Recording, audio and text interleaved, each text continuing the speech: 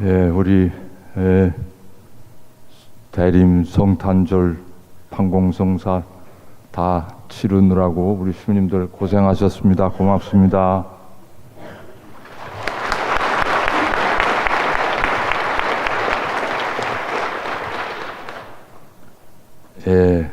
또 우리 교형 자매님들 모든 분들에게 주님께서 은총 가득한 평화로운 새해를 허락하시기를 바랍니다. 금년은 갑오년이라고 하는데 좋은 꿈 꾸셨습니까?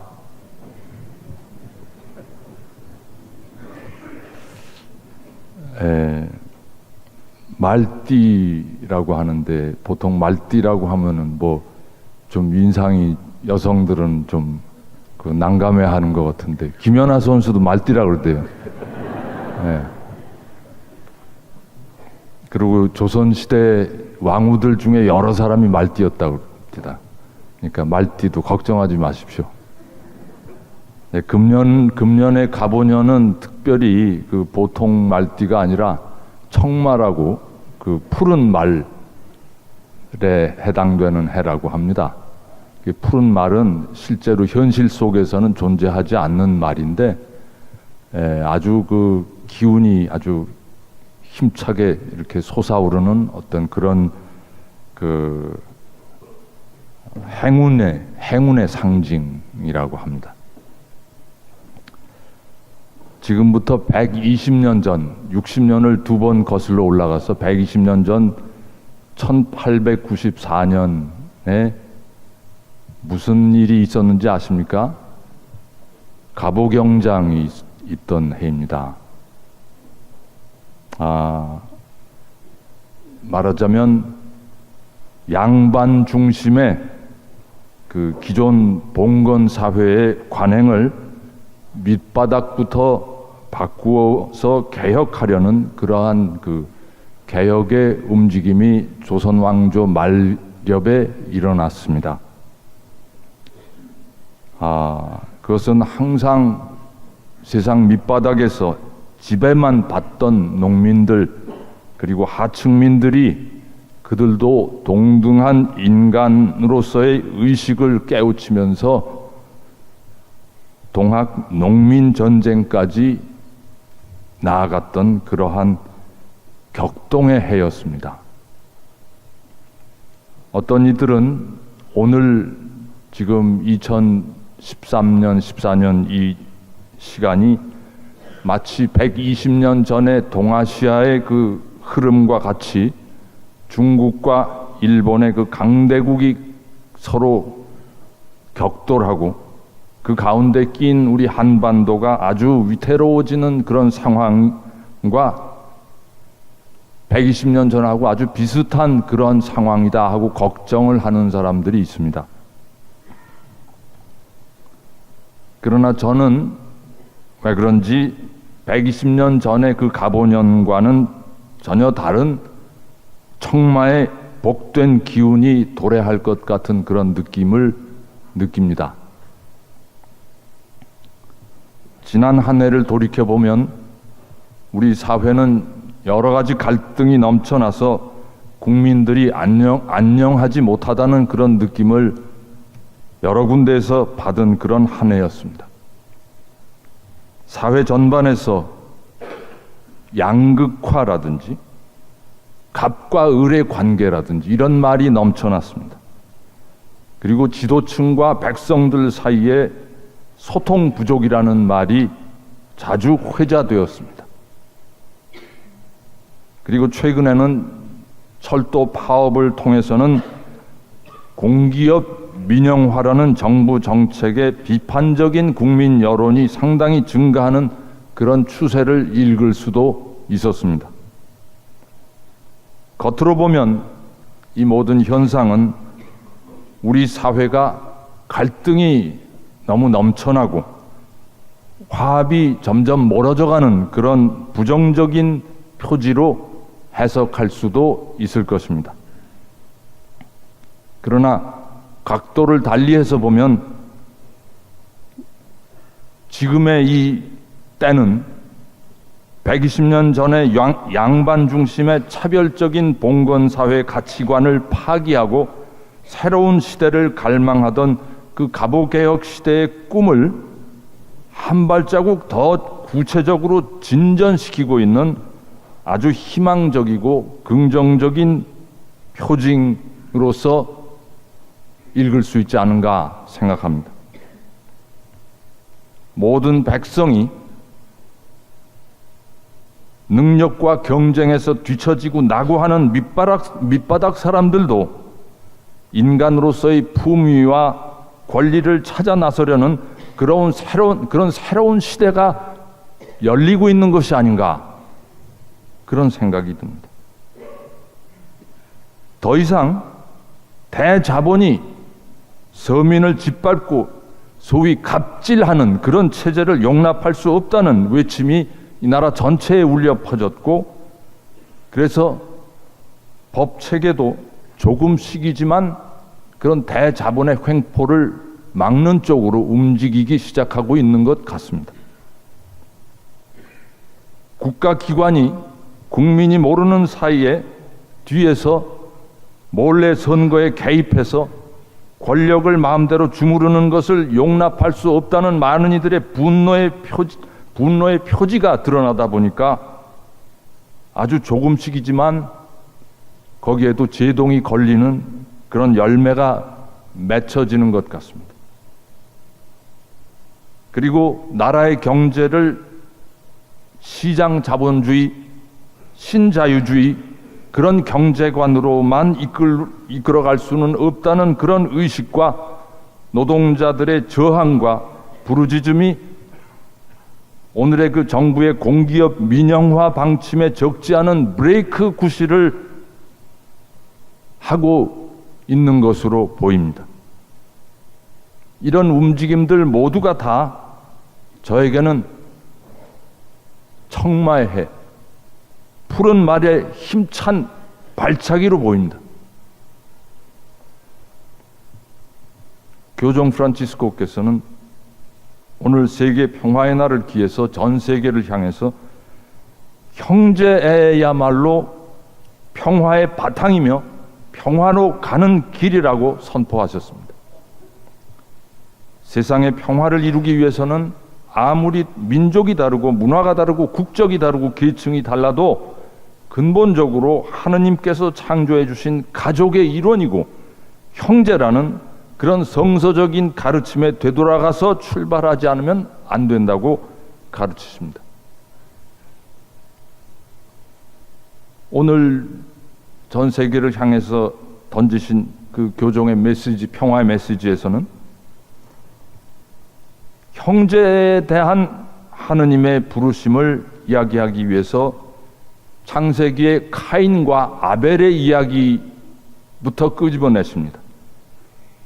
아벨은 양을 치는 목자였고 카인은 농부였죠. 아벨은 유목문화를 상징하는 사람이고 카인은 농경문화를 상징하는 사람입니다. 유목문화는 어떤 의미로 더 가난하고 농경문화는 훨씬 더 부유한 고대의 다른 형태의 문화였습니다. 문화도 다르고 사고도 다르고 활동도 다릅니다.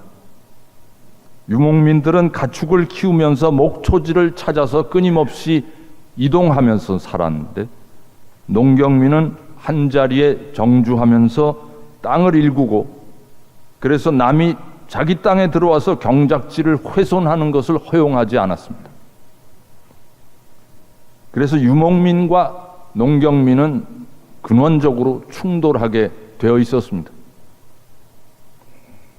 이런 이질적인 두 사람들이 서로가 서로를 형제로 존중하며 공존하기를 원하시는 것이 바로 하느님 아버지의 뜻이라는 그것이 창세기의 가르침입니다. 이 하느님 아버지의 뜻으로 돌아가서 우리가 서로 한 아버지의 동등한 자녀임을 인정하고 그 권익을 존중하려는 그런 회심을 하지 않는 한 인류 사이에 끊임없이 야기되는 갈등과 충돌을 해결할 길이 없고 평화는 결코 이루어질 수 없을 것이다. 이렇게 교종께서는 말씀하십니다. 프란치스코 교종께서는 바오로 6세 회칙 민족들의 발전이라는 그 문헌을 인용하시면서 먼저 부유한 나라들이 아직 덜 발달된 나라들을 도와야 한다는 연대의 의무, 두 번째로 강한 사람들과 약한 사람들 사이의 관계를 더욱 공정하게 재정립해야 한다는 사회 정의의 의무, 그리고 셋째로 모든 사람이 서로 주고받는 것이 있고 한쪽의 발전이 다른 쪽의 발전에 장애가 되지 않는 세상을 만들어 가려는 그런 보편적 사랑의 의무, 이 세 가지 의무를 전 세계를 향해서 호소하고 계십니다. 그러면서 또 베네딕토 16세 교종의 그 회칙 진리 안의 사랑이라는 문어를 인용하시면서 오늘날 이 시대가 형제애가 부족하기 때문에 민족들과 사람들 사이에 심각한 상대적 빈곤, 즉 우리나라에서 말하는 양극화가 심화되고 있다. 이렇게 지적하십니다. 그러한 의미에서 형제의 원칙을 증진하기 위하여 효과적인 정책을 펴야 한다 하고 강조하십니다. 이 효과적인 정책이란 동등한 인간 존엄과 기본권을 지닌 사람들에게 자본과 서비스, 그리고 교육과 보건, 기술을 보장해주고 누구나 자기 인생 계획을 세우고 실현할 기회를 가지며 인간으로서 온전한 발전을 이룰 수 있게 하는 일이다. 이렇게 그것이 효과적인 정책이다 하고 말씀하십니다. 그리고 소득의 불균형, 즉 양극화를 완화시키기 위한 또 다른 정책들이 필요한데 그 기본에는 교회가 가르치는 사회적 저당권이라는 개념에서 출발해야 한다. 이 사회적 저당권이란 무슨 소린가 하면 그것은 성 토마스 아퀴나스, 토마스 성인이 말씀하신 것에서 유래하는 말씀입니다. 그 토마스 성인께서 뭐라고 하셨는가 하면 인간은 재화를 소유할 수 있지만 소유자는 그 재화를 자기만의 사유물이 아니라 공유물로 여겨야 하며 자신만이 아니라 다른 사람들에게도 이익을 줄 수 있도록 그 재화를 사용하여야 한다. 그것이 사회적 저당권이라는 말씀입니다. 재산을 소유할 수 있지만 그 재산이 온전히 자기만의 것이 아니라는 것입니다. 그리고 또 한 가지 중요한 것은 교종께서 이 양극화를 완화하기 위해서 우리는 단순하고 소박한 생활 양식을 선택하며 오늘의 소비 만능주의에서 해방되는 일이 중요하다고 말씀하십니다. 오늘날의 경제 위기는 사람이 하느님과 이웃에게서 서서히 멀어지고 물질적 부를 탐욕스럽게 추구한 데에서 시작되었으니 우리는 지금 이 시장 만능주의에서 벗어나서 제때 경제개발 모델을 제고하고 생활 양식을 바꾸어야 한다. 이렇게 말씀하십니다.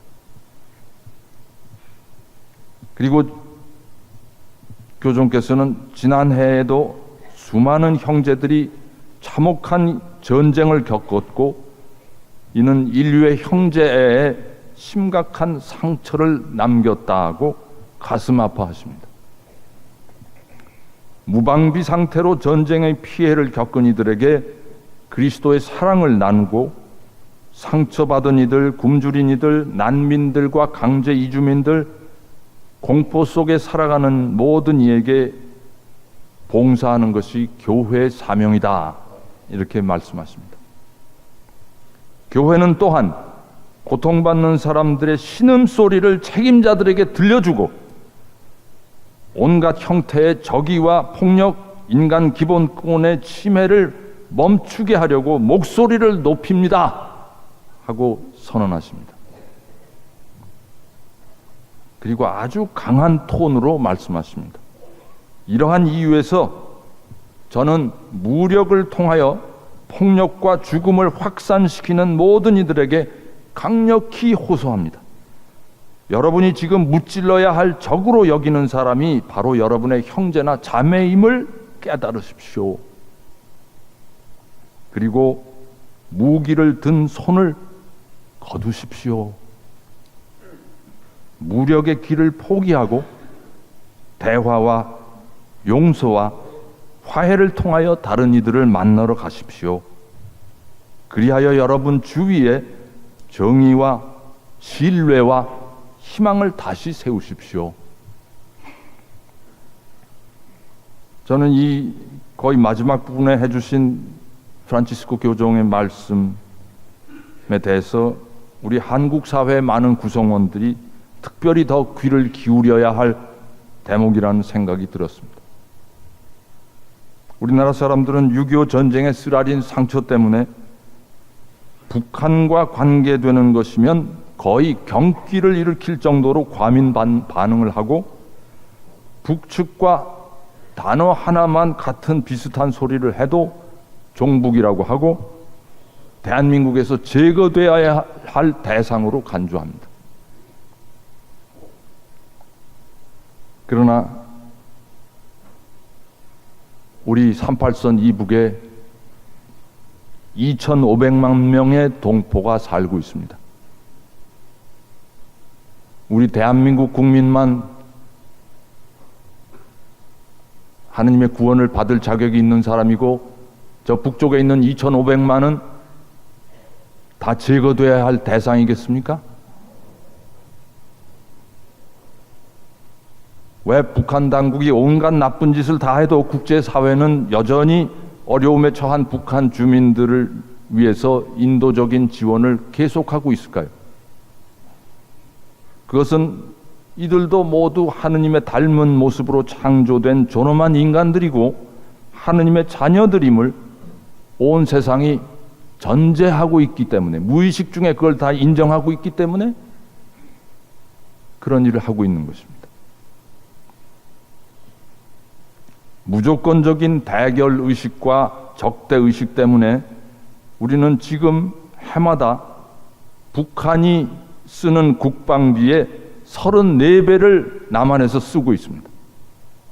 그리고 그것도 모자라서 자꾸 방위비를 올리려고 합니다. 생명을 빼앗는 것밖에 다른 데는 쓸모가 전혀 없는 쇳덩어리 포탄과 무기를 만들기 위해서 천문학적인 예산을 쏟아붓고 또 북한에 대한 무조건적인 대결 의식 때문에 남한 사람들끼리도 종북이라는 이상한 단어를 발명해서 얼마나 소모적인 논란을 이어가고 있는지 모릅니다. 이런 무조건적인 대결 의식을 극복하지 못하는 한 우리나라는 통일도 안 되고 통일이 된다고 해도 서로 끝없는 증오와 분쟁의 악순환을 극복하지 못할 것입니다.